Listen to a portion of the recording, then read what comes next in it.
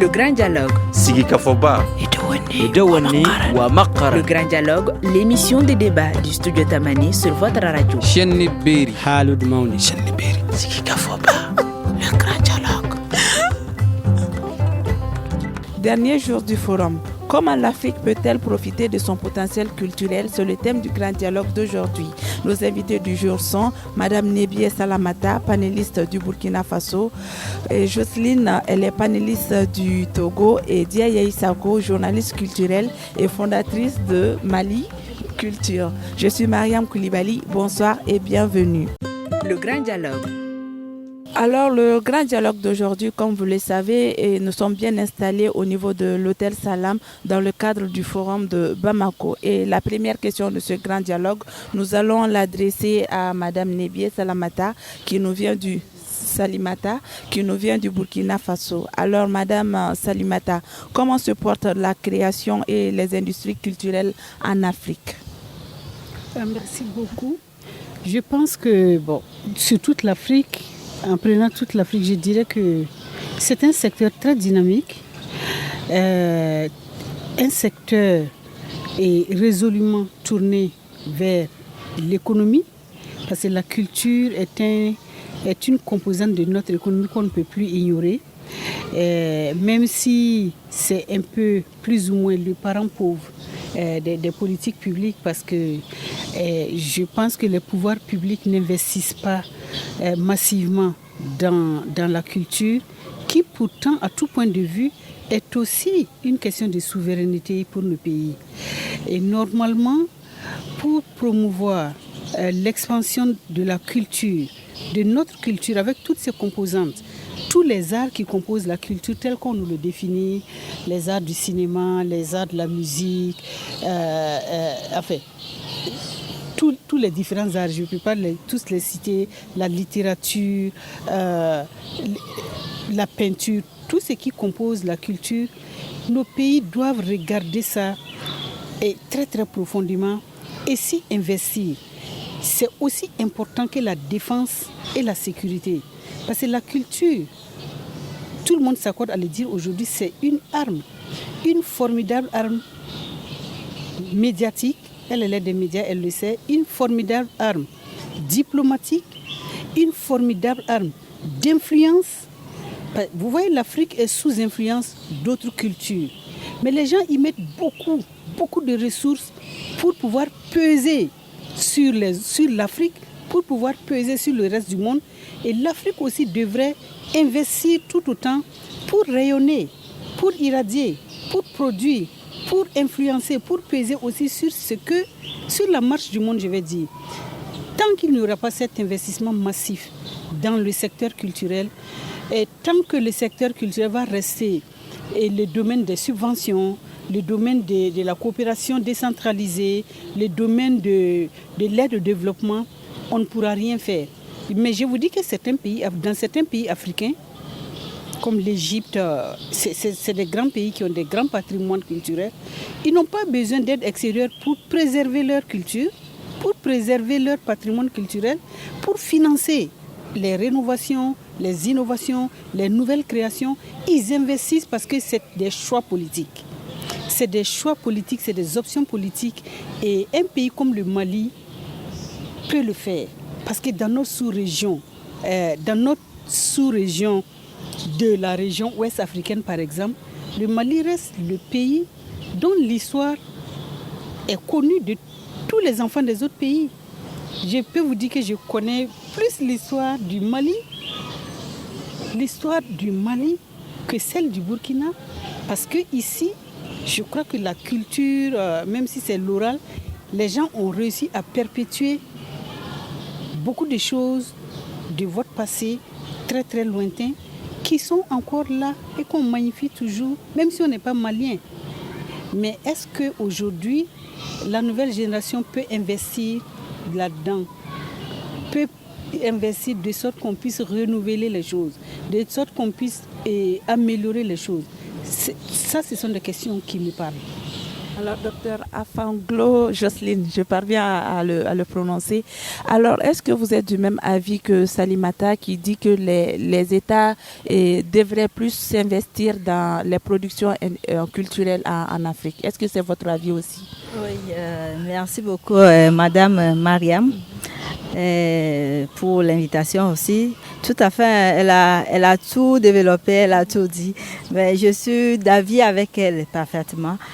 Il faudrait qu'on puisse soutenir les artistes, investir davantage dans les industries culturelles. Oui, on devrait investir dans les industries culturelles, mais qu'en est-il de la consommation? Est-ce qu'en Afrique, les Africains consomment assez bien leur culture? Oui, bon, je dirais que nous le consommons, mais pas assez grand niveau.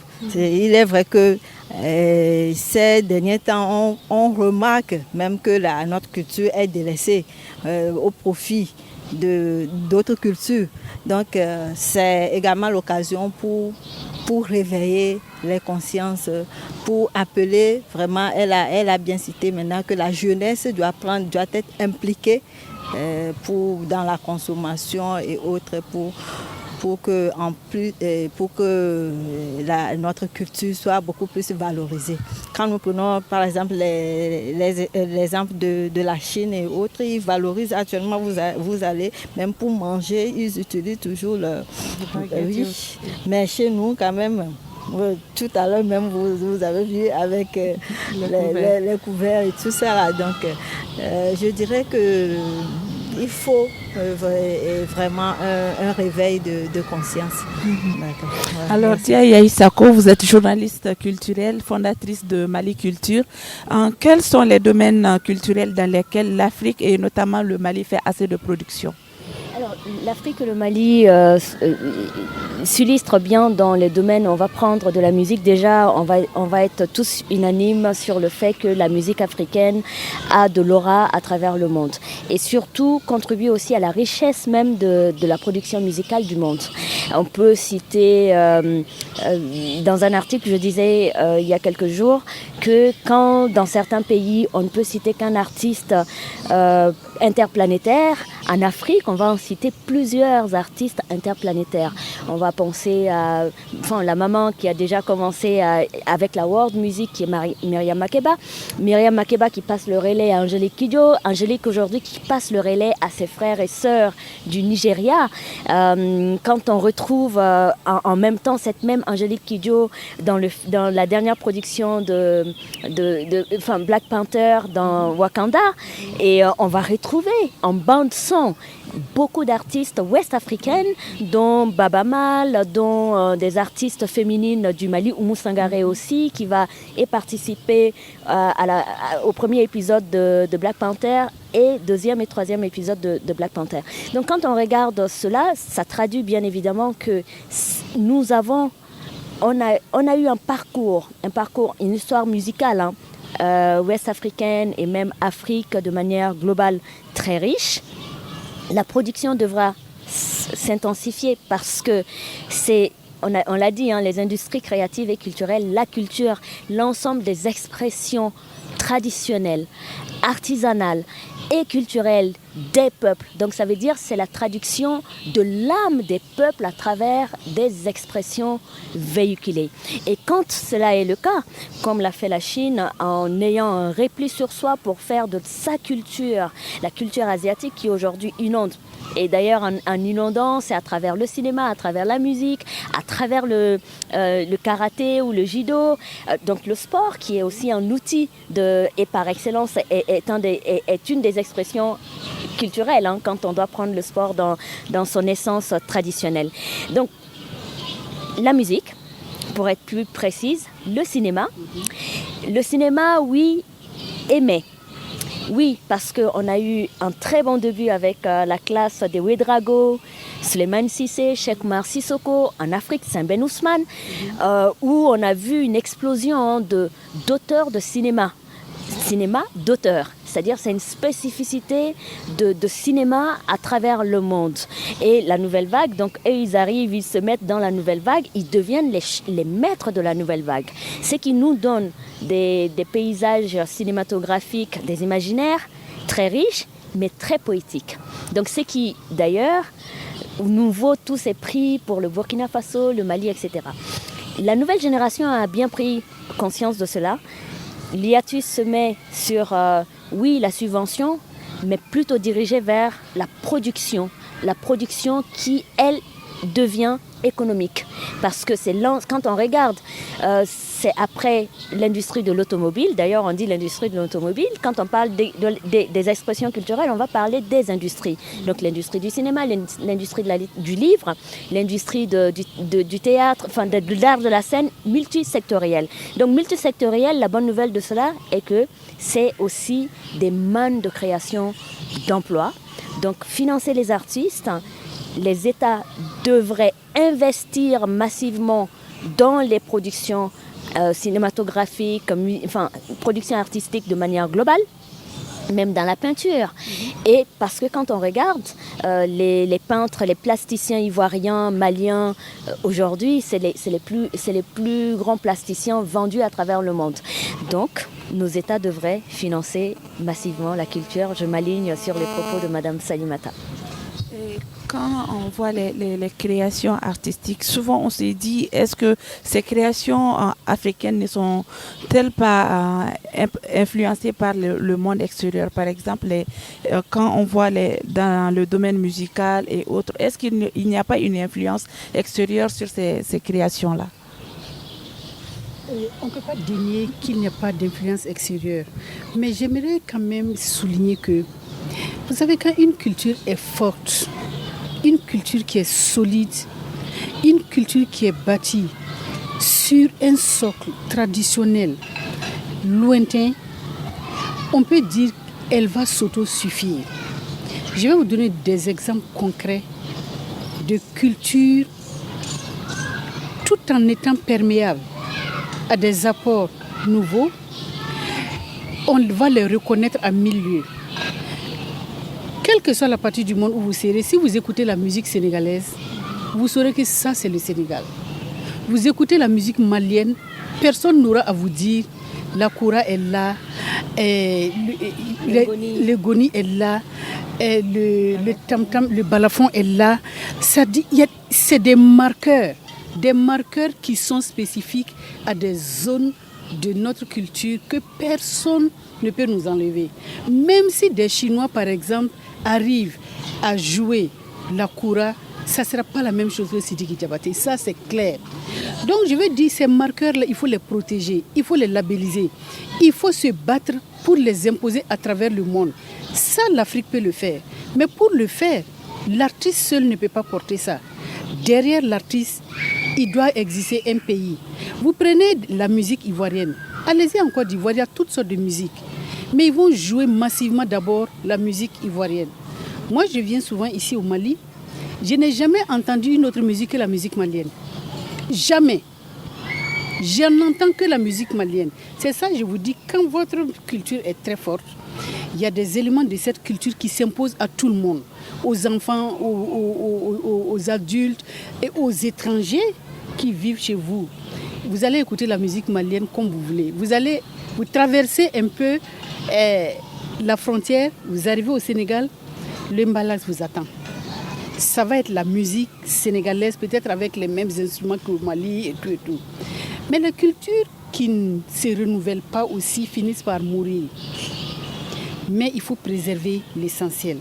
Ce qu'elle est en train de dire, même si nous avons des stars interplanétaires, Youssou N'Dour, Salif Keïta, Cheikh Tidiane Seck, des cinéastes, Idrissa Ouedraogo, les pionniers, Cheikh Oumar Sissoko, Sambé Ousmane, toutes ces personnes, il faut qu'on les retrouve dans nos rues. Parce que c'est ça aussi qui perpétue la mémoire des grands artistes qui ont laissé des empreintes. Il y avait le couturier Alfadi ici, qui ne le connaît pas. Il est dans une forme d'expression culturelle aussi qui fait sa place dans le monde. Aujourd'hui, j'ai entendu que des artistes de l'Afrique de l'Ouest sont partis au Brésil pour présenter la création en couture, en haute couture. Je crois que c'est une première dans le monde. Ils vont retrouver là-bas au Brésil d'autres formes de culture africaine qui vont forcément influencer peut-être les prochaines créations que nous allons voir à Abidjan, Accra, Bamako, Ouagadougou et tout. Mais je ne veux pas aussi qu'on regarde la culture seulement sur les aspects purement économiques. Nous avons la culture, l'aspect immatériel de nos cultures, nos us, nos coutumes. Hier, on l'a dit, ça demeure aussi des leviers qui devraient protéger nos créations. Il y a c'est pas moi qui l'ai dit, j'ai lu avant de venir, il y a des choses que tout le monde ne peut pas faire. Vous ne pouvez pas vous improviser joueur de koura. Il faut aller à l'école des maîtres qui acceptent vous prendre, vous initier dans le jeu de la koura, que vous le maîtrisez. Ça peut prendre des années. Un jeune qui veut apprendre, il faut qu'il ait un soutien. Parce que si vous voulez vous consacrer à la musique, aux arts de la culture, vous ne pouvez pas associer ça avec autre chose. Sinon, vous serez un amateur. Moi, je ne suis pas peintre. Mais si je me mets à la peinture, c'est juste pour mon plaisir. Ce n'est pas pour en vivre.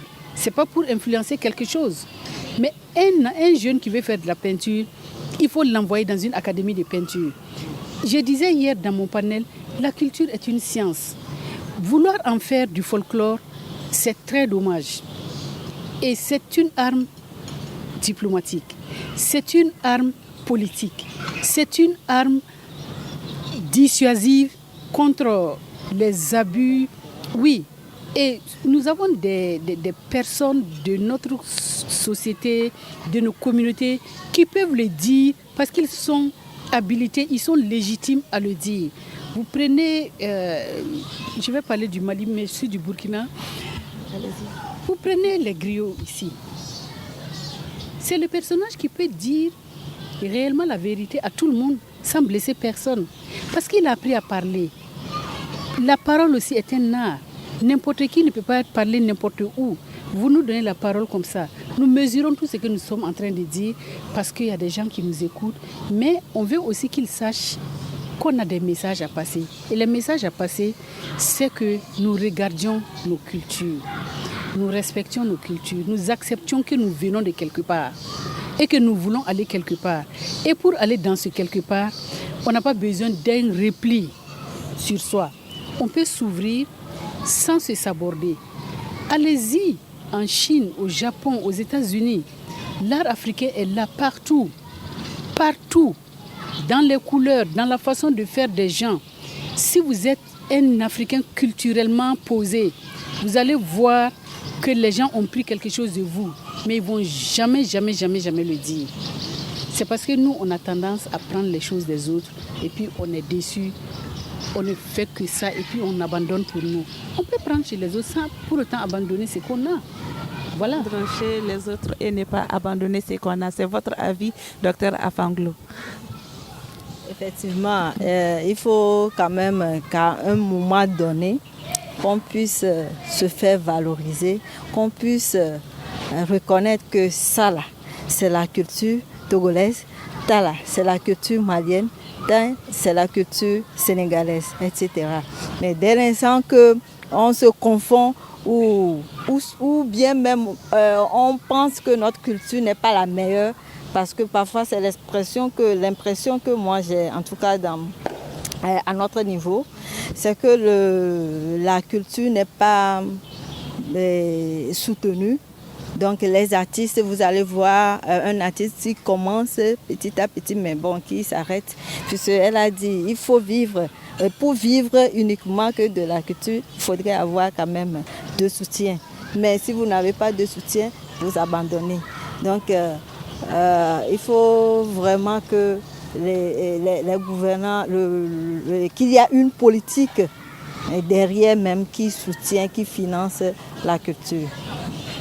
Votre co-débattrice l'a dit, il faut voir la culture au-delà de l'aspect économique et d'y inclure nos us et coutumes. Est-ce que c'est votre avis également? Oui, effectivement, quand on parle de la culture, on se réfère à quoi?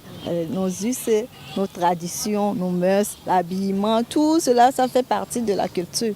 Donc, nous devons retourner à la base, en fait. Quand on pense que notre culture n'est pas meilleure, donc je suis désolée. Oui. Donc, voilà. Diaye Isako, vous êtes journaliste culturelle. Qu'est-ce que la diplomatie culturelle? Alors, la diplomatie culturelle est un outil de soft power. Cela veut dire quoi? On a ce qu'on appelle, il y a 3 dimensions de power. Il y a le soft power, le hard power et les skills power. Le soft power, c'est l'ensemble des outils internes à un pays sur lesquels un pays peut se positionner pour influencer le monde extérieur. Cela passe par la sécurité. La sécurité est un outil de soft power. L'économie est un outil de soft power. La culture est un outil de soft power. Par excellence.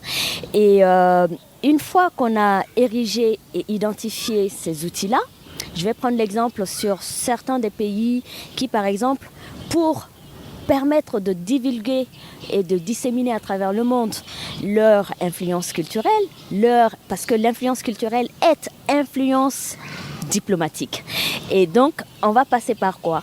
Si on passe par la politique, on risque de crisper les nerfs de certaines personnes.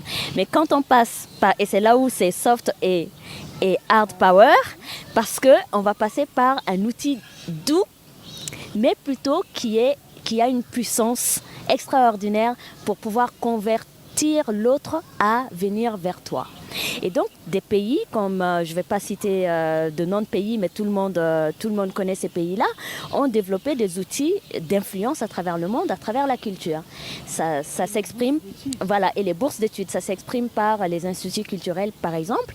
Les Allemands sont des chantres en ce domaine, les Français sont aussi des chantres en ce domaine-là. Cela veut dire quoi? Quand on implante dans un pays un outil comme celui-ci, on permet à travers des sessions de formation, à travers le regard croisé entre artistes d'un monde et d'un autre monde pour consolider, et c'est en même temps des outils interculturels. Parce que ancrage, oui, je vais prendre l'exemple sur la lettre d'Amadou Hampâté-Bâ qui a été citée hier par le ministre de la Culture, M. Andogoli Guindo. Amadou dit, dans sa lettre à la jeunesse africaine, c'est d'ailleurs son dernier écrit, à l'endroit des jeunes africains, Amadou Hampâté-Bâ bien sûr, il dit « Ancrage, oui, mais soyez des arbres enracinés avec des feuillages ouverts, flamboyants, des feuillages flamboyants. » Ça veut dire quoi? Ça veut dire ayez des racines, mais ayez aussi des antennes qui vous permettent d'être en relais avec les autres. Ce sont ces outils-là de diplomatie, d'influence qui nous permettent de le faire. L'artiste pourquoi dit-on que l'artiste est un ambassadeur?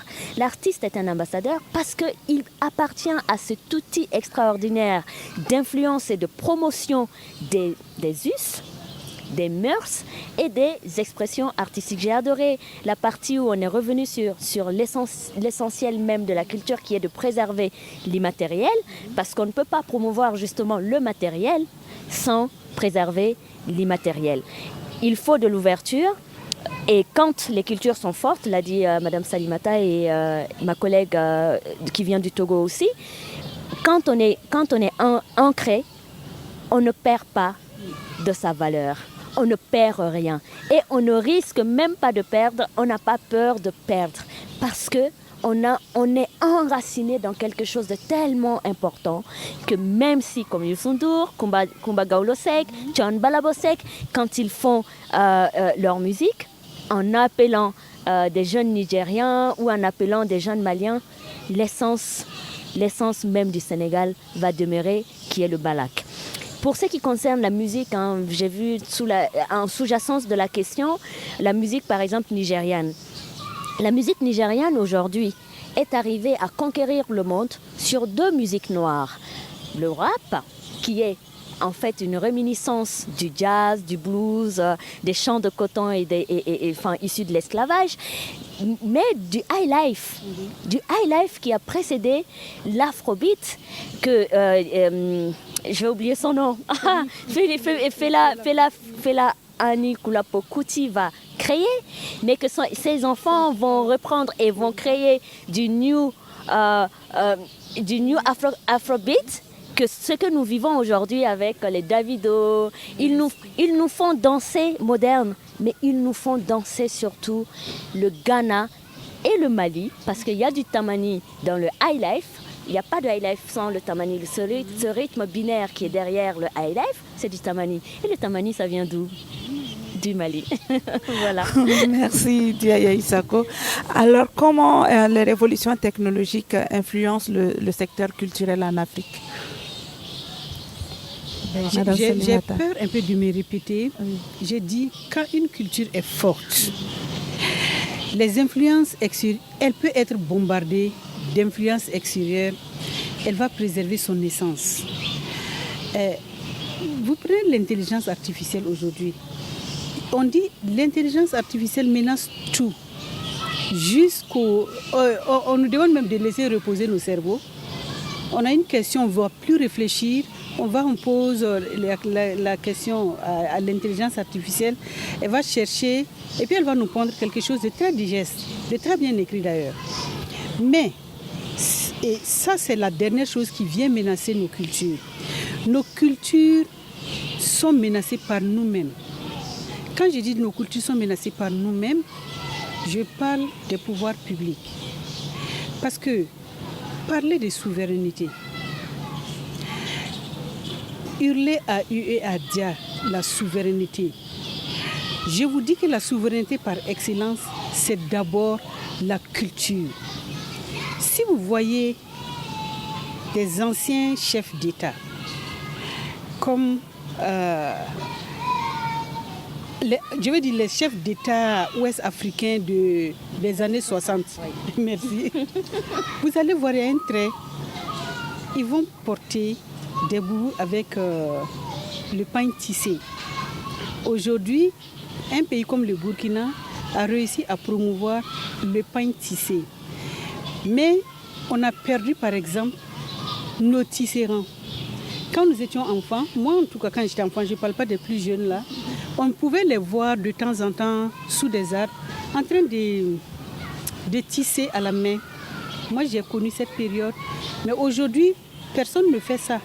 On a des machines semi-industrielles qui font très bien ces tissus, qui sont plus durables. Mais je vous dis qu'il y a des personnes encore en Afrique aujourd'hui qui ne peuvent porter que le tissé main. Parce que c'est par conviction. Vous avez une ministre de la Culture ici, une ancienne ministre de la Culture, Madame Aminata Traoré. Si vous voyagez avec elle, vous allez vous cacher. Parce qu'elle vient, c'est l'africaine, de la tête aux pieds. C'est pas... c'est la vérité. C'est la vérité. On se sent fier d'elle. Tout en elle est africain. Et les tissus, les designs, les parures. Bon, c'est vrai que ça coûte aussi aujourd'hui. Il faut avoir quand même les moyens pour le faire. Et pour faire l'africain, ou l'africaine, ça demande un investissement. Mais ça doit passer par là. C'est pour ça que les pouvoirs publics, pour protéger nos cultures, doivent faire en sorte que la culture soit accessible. Parce que de plus en plus, la culture est en train de devenir du luxe.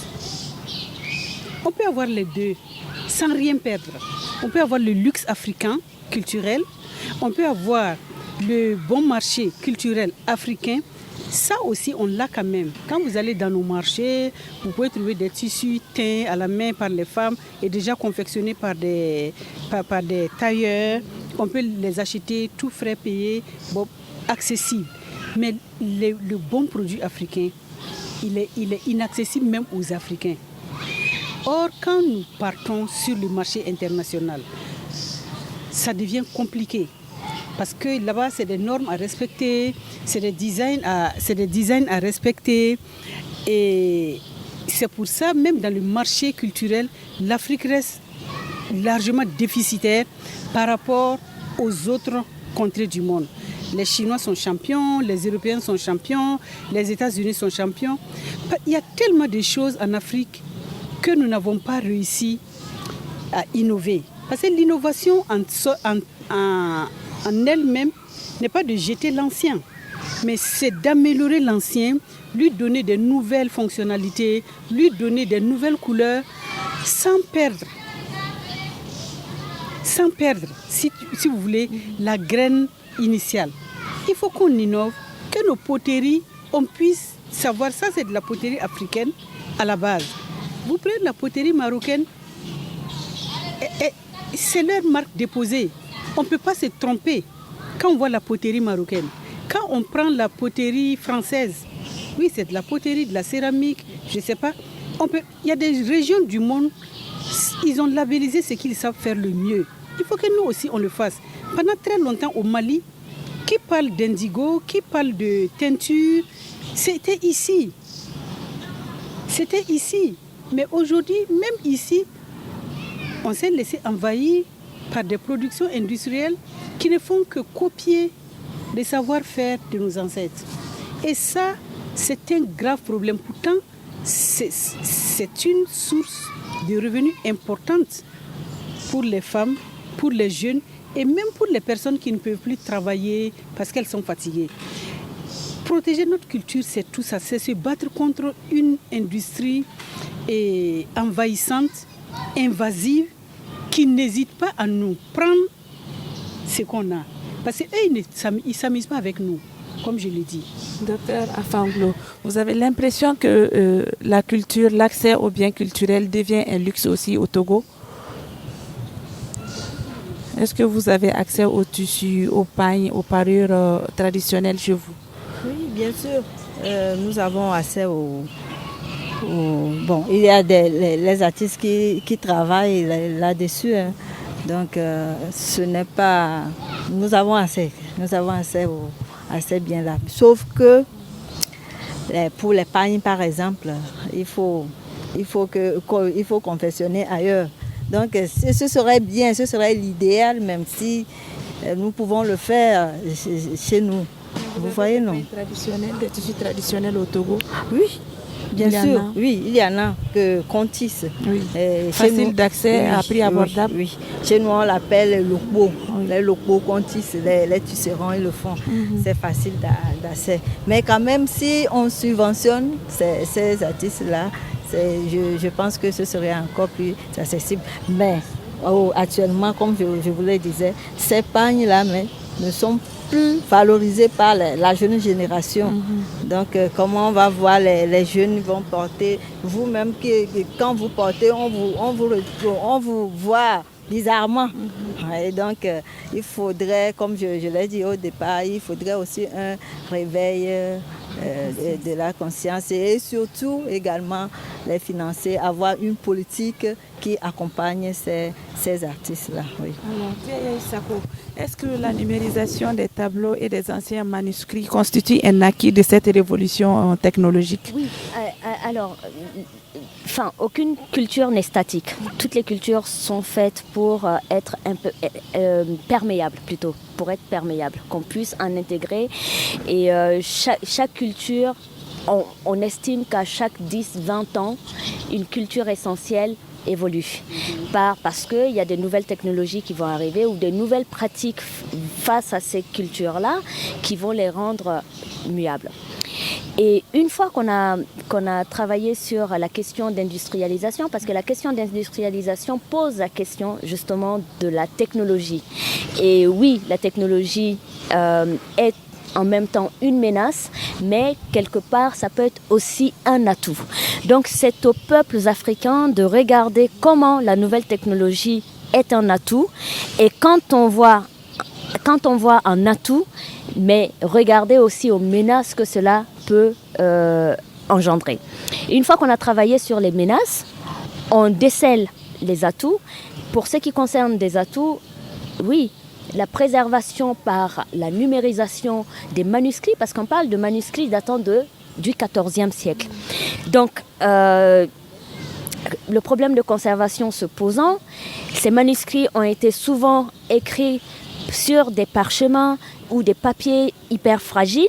Donc aujourd'hui, avec le réchauffement climatique, donc sécheresse dans certaines des parties et aussi l'humidification arrivant aussi par ce même phénomène de réchauffement climatique. Donc il est urgent aujourd'hui pour le Mali de préserver l'ensemble des manuscrits du XIVe siècle. Pourquoi ? Parce que ces manuscrits, je pense qu'on a eu le temps d'en discuter sur le plateau. Voilà. L'ensemble de ces manuscrits, c'est aussi l'ensemble des savoirs-vivre de nos ancêtres. Bien que l'arabe ait été sollicité pour écrire ces manuscrits-là, ces manuscrits ont été écrits en langue arabe, mais dans la pensée africaine. Donc, préserver, numériser, c'est traduire aussi et donc populariser et démocratiser ces manuscrits-là.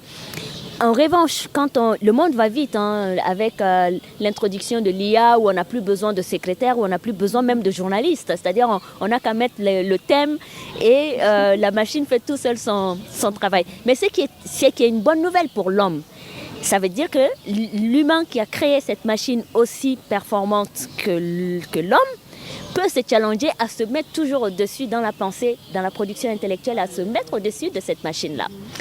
Et donc, ça parle de développement de potentiel, mais en même temps, ces avancées technologiques mettent à nu aussi l'ensemble de nos mémoires, parce que quand on regarde le Bogolan aujourd'hui, le monde va tellement vite, il faut juste mettre une photo d'un pagne Bogolan sur Internet. Demain, vous trouvez la production dans un magasin à travers le monde. C'est là où on ne peut rien faire sans les décideurs, sans ce plaidoyer politique qui est que ce sont les politiques qui vont donner, en fait, jouer l'orchestration, c'est les chefs d'orchestre de la préservation de ces mémoires-là. Et ça passe par labellisation, donc labelliser l'ensemble de nos savoirs et de nos gastronomies. Parce que quand tu labellises par exemple la tchéké, c'est ce qui est arrivé, on a labellisé, la Côte d'Ivoire a labellisé la tchéké, certains ont sorti la tchéké disant couscous de manioc. Mon Dieu, pour vous dire combien le monde va vite et que même quand on veut préserver, c'est difficile de préserver. Et ce sont les politiques qui peuvent jouer ce rôle-là. Alors, Madame Salimata, aujourd'hui, on entend parler du retour de certains biens culturels de l'Afrique. Ces biens culturels qui ont été toutefois exposés dans des musées européens et un peu partout dans le monde. Est-ce que l'Afrique est assez outillée pour accueillir? L'Afrique a assez d'infrastructures pour bien protéger ces biens culturels-là? Merci. Vous savez, moi, quand j'entends l'Afrique n'a pas les moyens techniques, les moyens intellectuels, les Africains, ils se laissent insulter.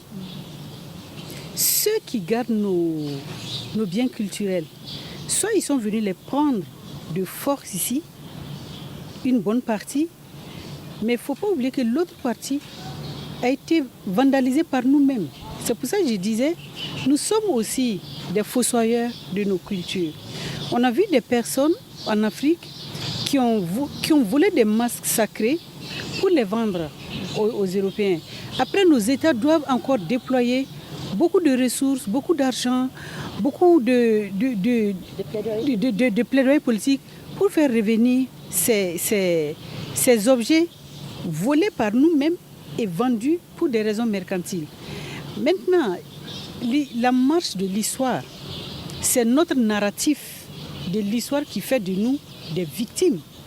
Il y a des pays comme l'Égypte dont on a pillé les ressources, l'Égypte antique, mais l'Égypte a montré des muscles pour faire revenir des momies, pour faire revenir les trésors des tombes et tout et tout.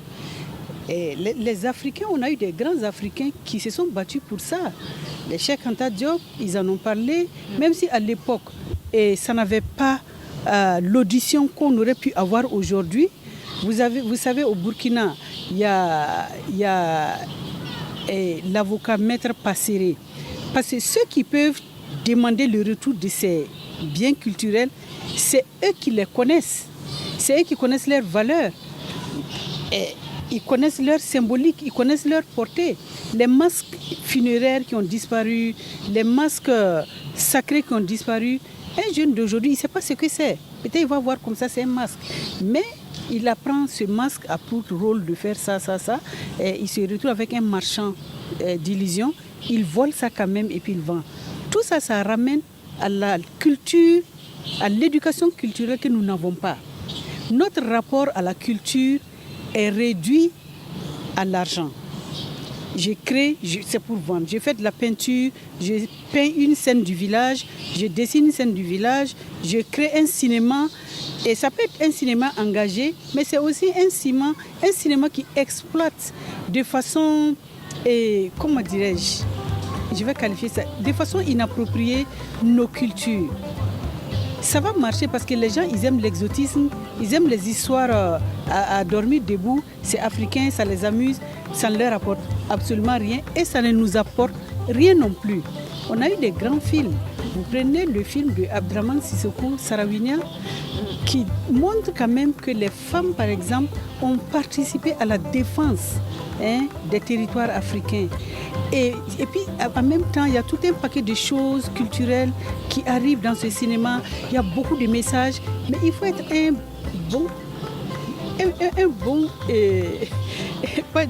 bon spectateur culturel pour les comprendre, pour les associer et comprendre le fil de l'histoire.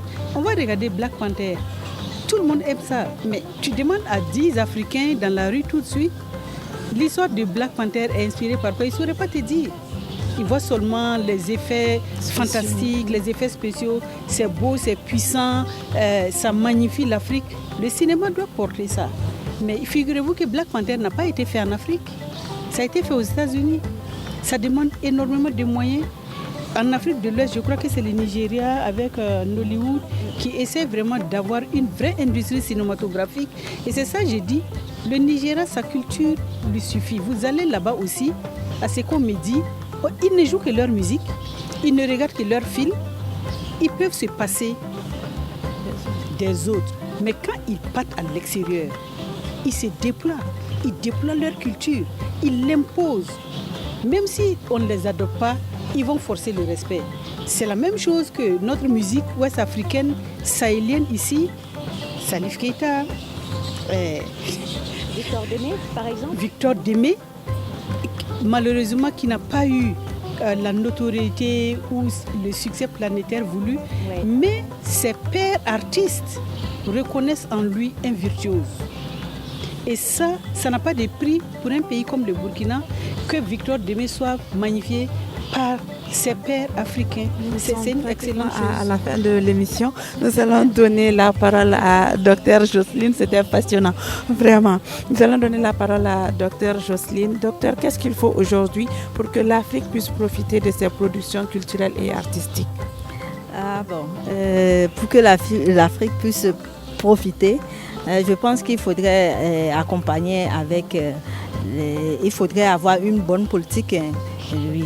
Quand l'État est derrière, je pense que ça peut aboutir. Donc tout ce que nous avons dit, il suffit d'un soutien. Si on dit oui, allez même dans nos musées. Nos musées sont des exemples vivants. Vous n'allez pas voir nos cultures, les poteries, tout ça là. Bon, c'est que c'est laissé à l'abandon. Donc il faut vraiment qu'il y ait un soutien, il y a une volonté surtout à la base et puis un accompagnement, je pense que tu vas faire. Oui, merci. On dit que nous n'avons pas les infrastructures pour recevoir nos œuvres. Elle a bien dit, Madame la Ministre. Les œuvres sont parties d'où? Là où les œuvres sont parties, ils ont dû créer les conditions que nous avons pour préserver nos œuvres. Donc ça règle de facto la question de l'infrastructure pour recevoir nos œuvres. C'est parti d'ici et ça doit revenir ici. C'est ce qui me fait au débat d'aujourd'hui dont le thème portait sur comment l'Afrique peut-elle profiter de son potentiel culturel. Nos invités étaient Madame Nebié Salimata, panéliste venue du Burkina Faso, Jocelyne Afanglo, comme d'habitude, je n'arrive pas à bien prononcer son nom. Alors, elle est panéliste du Togo. La troisième invitée était Dieye Isako, journaliste culturelle au Mali. Je suis Mariam Koulibaly. J'ai eu le plaisir de vous présenter cette émission réalisée par Imrana Kilomaïga. La partie technique était gérée par Gagny Kanté et Mamadou Ouattara. Merci et à demain, Inch'Allah.